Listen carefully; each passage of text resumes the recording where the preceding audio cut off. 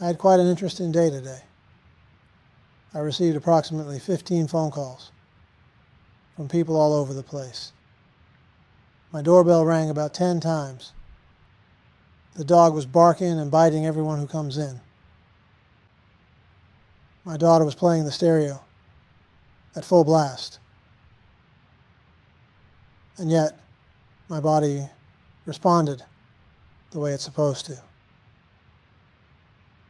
But I had absolutely nothing to do with it. It didn't affect me, the self, one iota.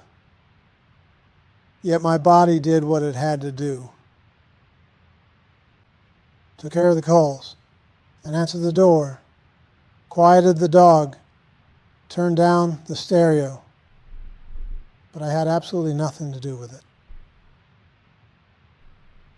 I'm bringing this point up to show you that you can be in the most horrendous situations and be at peace.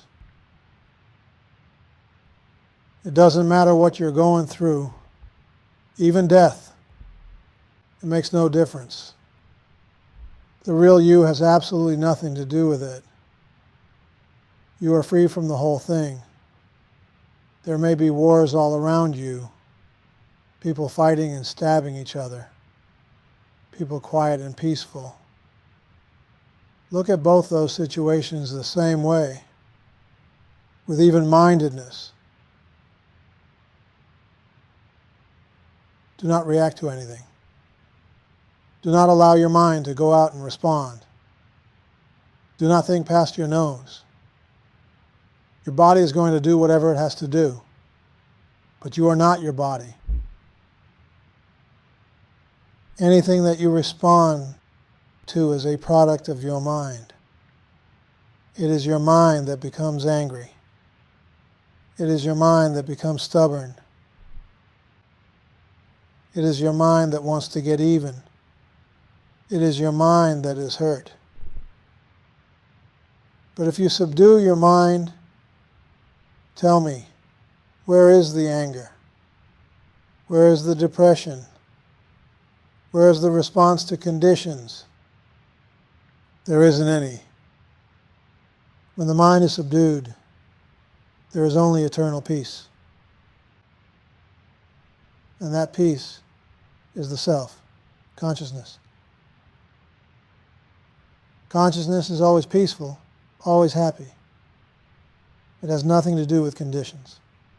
All conditioning comes from the mind. Therefore I say to you, do not try to change conditions. Do not try to change situations. Simply learn how to control the mind by making it passive and quiet, and then you will find that things turn out better for you than you can possibly ever hope for. There are no problems.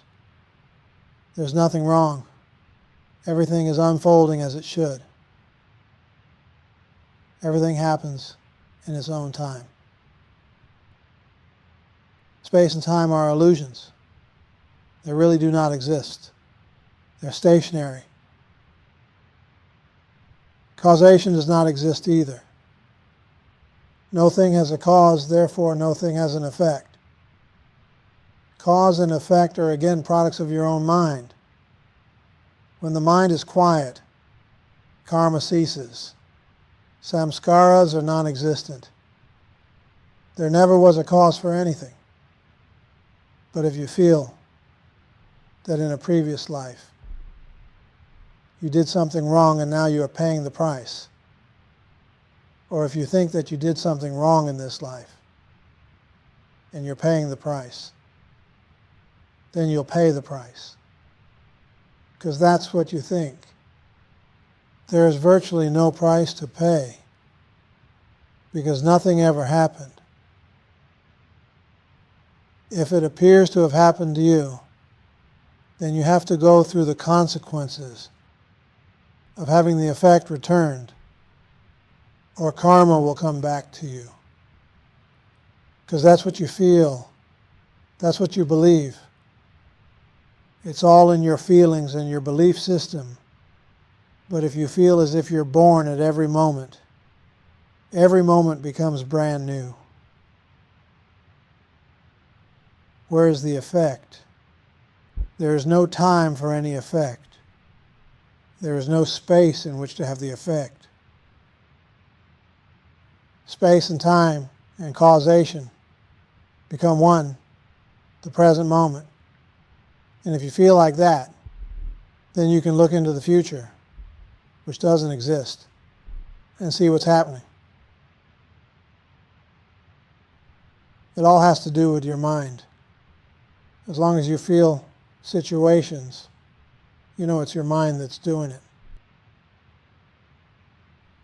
There's a story about Buddha in the courtesan. One day Buddha and his devotees were going through a forest, and they came to a town. The word spread through the town that Buddha was coming. And there was a beautiful home where there lived this courtesan, this high-class prostitute. She heard about the wonder of Buddha, how beautiful he was. And she said to herself, I must have this man. So she sent her handmaidens out to the edge of the forest where Buddha was camping, and they beseeched him to come see their mistress. Buddha's devotees tried to chase them away, but Buddha said, no, I will go. And the devotees told him he was crazy. How come he's going with them? He said, I shall return. Wait here. He went into this mansion of a home, and he saw this beautiful lady. And she looked at him and she said, I wasn't wrong. And she told the Buddha, stay with me. I will give you riches that you never dreamed of. I will give you love that you've never known. And the Buddha smiled, and he said, not now. And she beseeched him and said, I will give you my body, and you will have love that you never experienced. I will give you my home. Stay with me, and I will make you the happiest man that ever lived.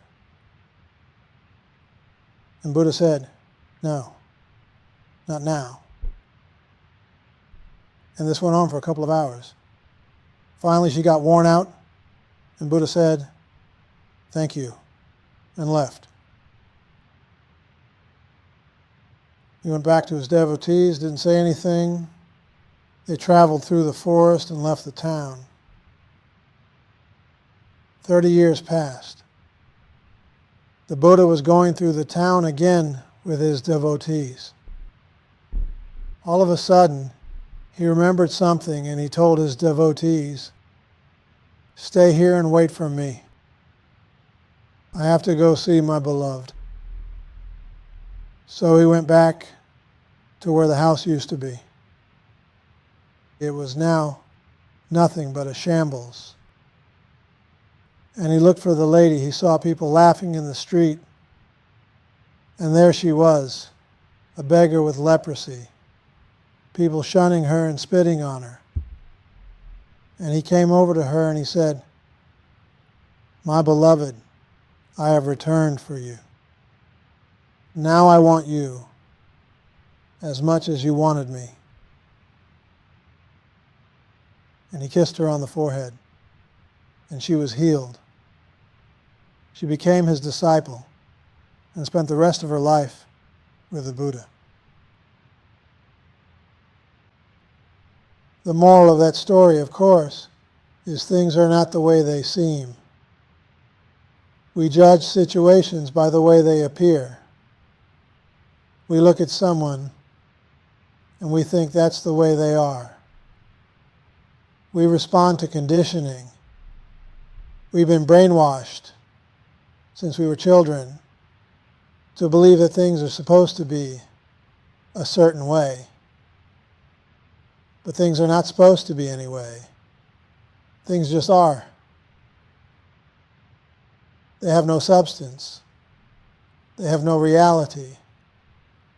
As you respond to conditions, you are simply wasting your energy when you can be using that energy to uncover yourself, to discover your own reality. What are you doing with your life? How do you spend your days? The appearance is that your body is getting older and older. And if you're still judging by appearances, you try to look younger and younger by putting creams on your face, by exercising day and night, by buying the finest clothes. It's like beating a dead horse. The so-called body is not meant to last. As soon as you were born, you began to die. Therefore, find out who was born, who dies, who has experiences, who is going through this entire mess, who needs it, who wants it. Wake up. The question is always asked in this respect, if it's necessary to do sadhana in order to awaken.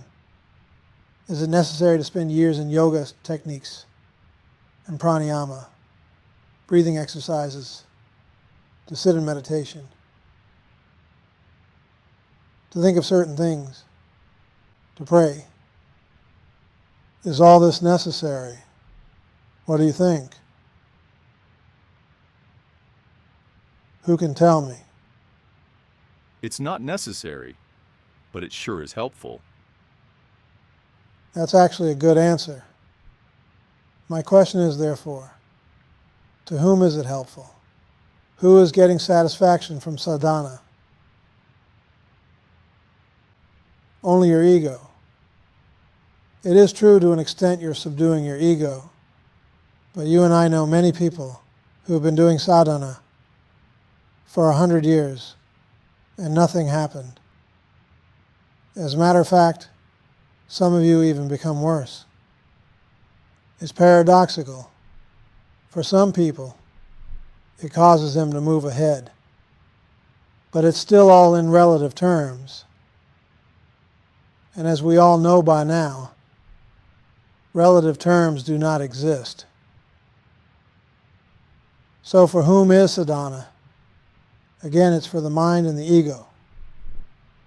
If you think it's helping, by all means continue. But remember, I said, if you think it's helping, if you stop thinking, you do not have to do any sadhana. I suppose sadhana is necessary as long as you believe. You are the mind and the body. Again, after all, who is doing the spiritual disciplines? Does the self need to do that? Does consciousness need to do discipline? Does absolute reality need discipline? What needs discipline? The mind and the body. Therefore, the more you are attached to the mind and body, the more you have to do sadhana. Does that make sense? So I won't say to you, stop doing it, due to the fact that many of you have a strong connection with your body and your mind. As long as you do, I suppose sadhana makes you sort of quiet for a while and gives you its own experience of a sort of peace that doesn't last too long. It causes samadhi for some people, nirvikalpa samadhi. But if you're an aspiring jnani, what's the purpose of sadhana? You simply ask yourself, who needs to do this? I do. What is this I? This personal I? Where did it come from? How did it get here? Who gave it birth?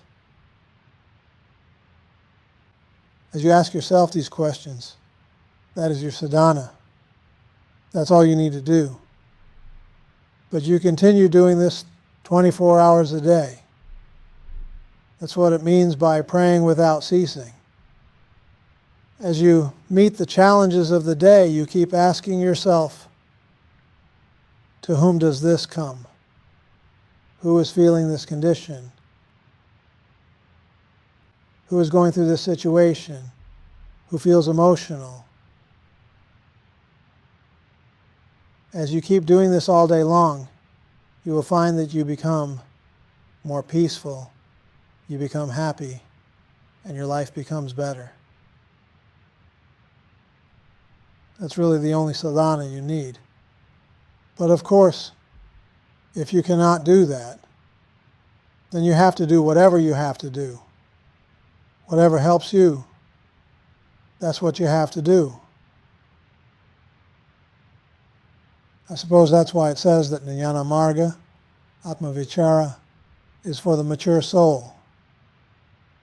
One who can do this regularly, without reverting back to Hatha Yoga or Raja Yoga, any of the yogas. They all have their place. But self-inquiry is the royal way. It's the shortcut. But it's up to you. It's your choice. And of course, self-inquiry is merely to quiet the mind. It's a fast method to quiet the mind. For when you ask, to whom does this come? It comes to me. And you hold on to that me by inquiring, who am I? What is I? And saying, I, to yourself. I. The mind becomes quieter and quieter. The deeper you go within yourself, the quieter you become. And that's your sadhana. That's all you have to do.